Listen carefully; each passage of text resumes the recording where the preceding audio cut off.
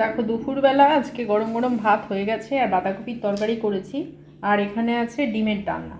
তো ডিমের ডালনাটা করে রেখে বেরিয়েছিলাম।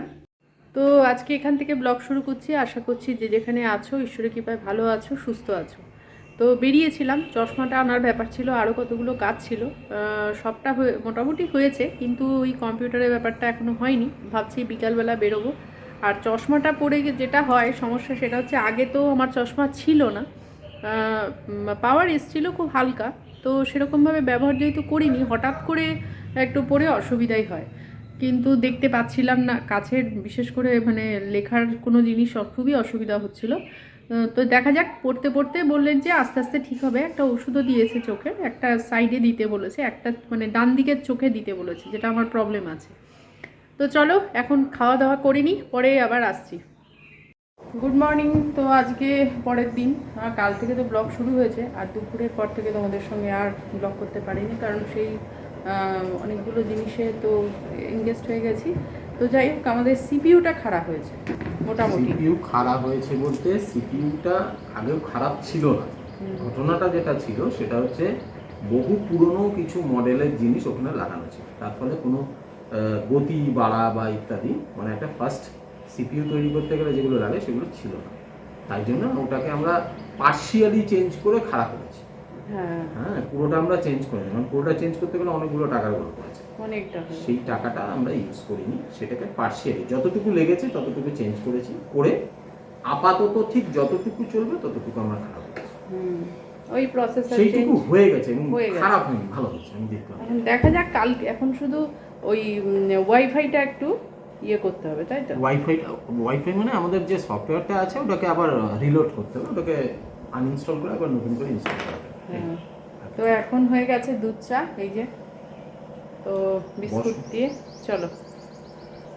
তো সকালবেলা আজকে এখানে করেছি দেখো লুচি আর বাটি চচ্চড়ির তরকারি। আর একদম শেষ হয়ে গেছে, টমেটোটা আর নেই, সেজন্য টমেটোটা একটু বাটি চচ্চড়িতে দিলে ভালো লাগে, একটু টক মিষ্টি ঝালটা লাগে। তো এখন বানাচ্ছি বাকিটা। আজকে স্যার তো বেরোবে, যেহেতু এখন সব দিনই অফিস আছে। তো দেখো এখানে লুচি করছি, আর লুচিগুলো একটু বড় সাইজই করছি। তেল বসিয়ে দিয়েছি আর ভাত হয়ে গেছে।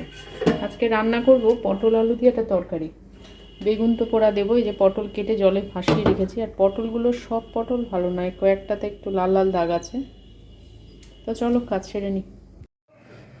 দুপুর হয়ে গেছে, তো এখন রান্না তো কমপ্লিট করে নিয়েছি। দেখো তোমাদের একটু গাছের অবস্থাটা মাঝে মাঝে একটু অস্পষ্ট হয়ে যাচ্ছে মোবাইলে। যাই হোক, দেখো এখানে গোলাপের কুড়িটা এসছে, কিন্তু এটা হবেই গোলাপি, আর হয়েছে লাল রঙের কুড়ি।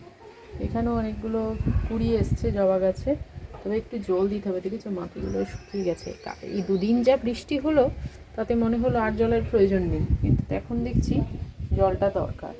তো কালকে যদি নাও পারি, সোমবার দিন ভাবছি এই তুলসী গাছগুলো মাটিতে দিয়ে দেবো, কারণ পূর্ণিমাও আছে, দেখি যদি হয়ে যায় তো করে নেবো। তো চলো এবারে এই জামা কাপড়গুলো মেলছি এখানে। ইলেকশন ডিক্লেয়ার হওয়ার সাথে সাথে ছুটিটা চলে গেছে, ছুটির দিনও অফিস যেতে হচ্ছে।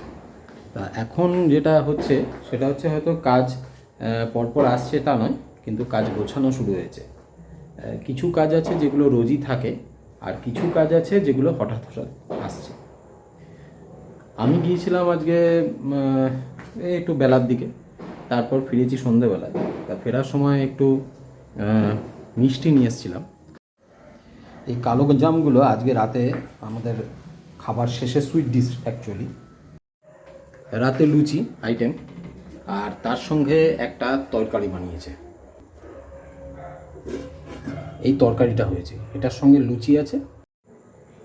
আজকে অনেক দিন বাদে একজন এসেছিল আমার কাছে কতগুলো বই নিয়ে। এনে আমাকে মানে এসছিল যে কারণে, সে হচ্ছে কম্পিটিটিভ এক্সাম দেয়। এসে আমাকে বলল যে কিভাবে পড়বে বা কি পড়বে। আমি বেশ কয়েকটা বই দেখলাম ওর কাছে। আমি যেটা দেখলাম, পরিশ্রম বেশি হচ্ছে, কিন্তু সেই পড়াটা হচ্ছে না যেটা প্রয়োজন। তা আমি ওদেরকে বলা ভুল, আরও একজন ছিল, দুজন ছিল ওরা।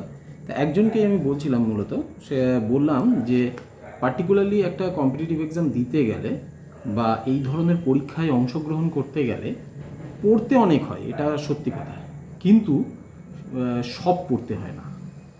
পড়তে হয় সেইটুকুই যতটুকু সেই পরীক্ষাটার জন্য বা সেই পরীক্ষায় যে প্রশ্নগুলো আসে সেইগুলোকে সাকসেসফুলি জানার জন্য দরকার পড়ে। আয়তনটা পড়ার অনেক বেশি হয়, কিন্তু সেই পড়াটা সলিড করতে গেলে সেইটুকুই পড়ার দরকার পড়ে যেটুকু সেই পরীক্ষার খুব খুব প্রয়োজন হয়। আদারওয়াইজ প্রচুর পড়লে হয়তো জ্ঞান বাড়বে, কিন্তু আলটিমেটলি এত বেশি পড়ার জন্য মাথাটার মধ্যে অনেক কিছু জ্যাম হয়ে যাবে, তার ফলে পারফরমেন্স লেভেলটা যে লেভেলে যাওয়ার কথা সেটা হওয়ার সমস্যা আছে। তোমাদেরকে বলি যে যদি কেউ কম্পিটিটিভ এক্সামের জন্য নিজেকে রেডি করো, তাহলে চেষ্টা করবে যে পরীক্ষাটা দিচ্ছ তার আগে যে পরীক্ষাগুলো হয়েছে সেইগুলো নিয়ে একটু চর্চা করতে, তাহলে তার মধ্যেও বেশ কিছু তথ্য তোমরা পেয়ে যাবে। কচুরলতিটা না কেটে রাখলাম, কারণ হচ্ছে অনেক সময় হয় কি দিনের দিন করলে কচুরলতি কেটে রান্না করাটা একটু অসুবিধাই হয়ে যায়।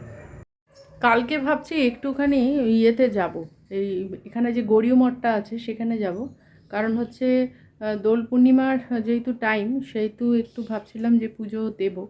তো দেখি কালকে বলে আসতে হয়, ওদের ওখানে সিস্টেম হচ্ছে যদি পুজো দিতে হয় তাহলে আগের দিন একটু বলে আসলে পরের দিনে সেই যে প্রসাদের ব্যবস্থাটা, মানে প্রসাদ বলতে এখানে ওই পায়েসের, তো সেটা সব কিছু দিয়ে আসতে হয়, এমন নয় যে টাকা দিয়ে দিলে হয়। তো সিস্টেম ওনারা ওখানে যেখানে সিস্টেমটা আর কি গড়িয়া মঠে, সেখানে হচ্ছে যেটা করতে হবে মানে ঠাকুরের উদ্দেশ্যে যেটা নিবেদন হবে সেটা কিনে দিয়ে আসতে হবে।